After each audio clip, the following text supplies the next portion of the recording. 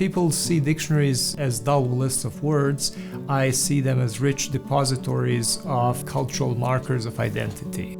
I got interested in the art and craft of dictionary making and the study of words in their socio-cultural setting in consequence of my training in linguistics and psychology. Also in consequence of my life in different countries and cultures and various projects that I have completed throughout my career. It is also a family tradition, as my father was also a linguist.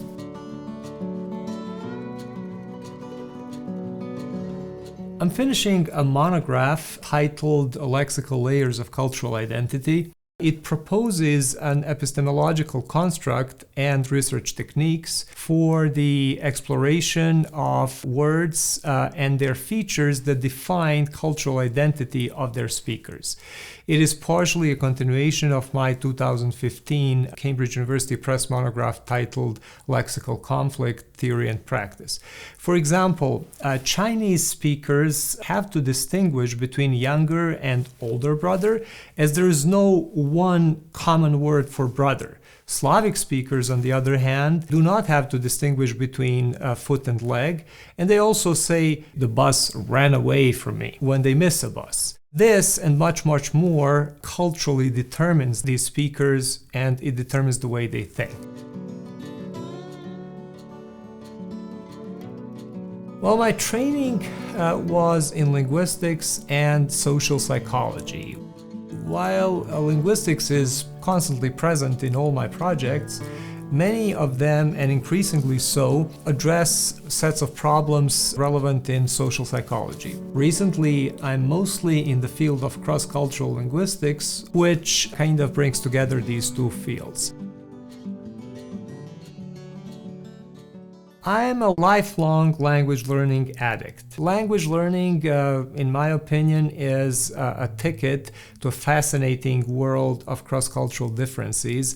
However, this ticket comes to a very high price because time spent on the task of language learning is hands down the most important factor in predicting success. I'm lucky to be a native speaker of Serbo-Croatian, which is one of the languages that I need for my research. Russian, Polish, Slovenian, and Macedonian being really close to my native language, so there are no heroic feats to report on this score. When I juggle several projects, being in the middle of a paper, working on a language assessment object, roaming through an OpenStax library, finishing a book manuscript, all in one day. I have had many a day like that, especially during my recent research leaves in Germany, Australia, and Japan. The respect and appreciation of otherness in the construal of our world. The range of cross-cultural differences mirrored in the lexicon of the world's languages represents a very colored bulwark against the forces of globalization that threaten to put us into a straitjacket of uniform thinking. The world in which one language, political, or any ideological system would prevail would indeed be as boring as the world that would contain Palo Verdes and no other trees whatsoever.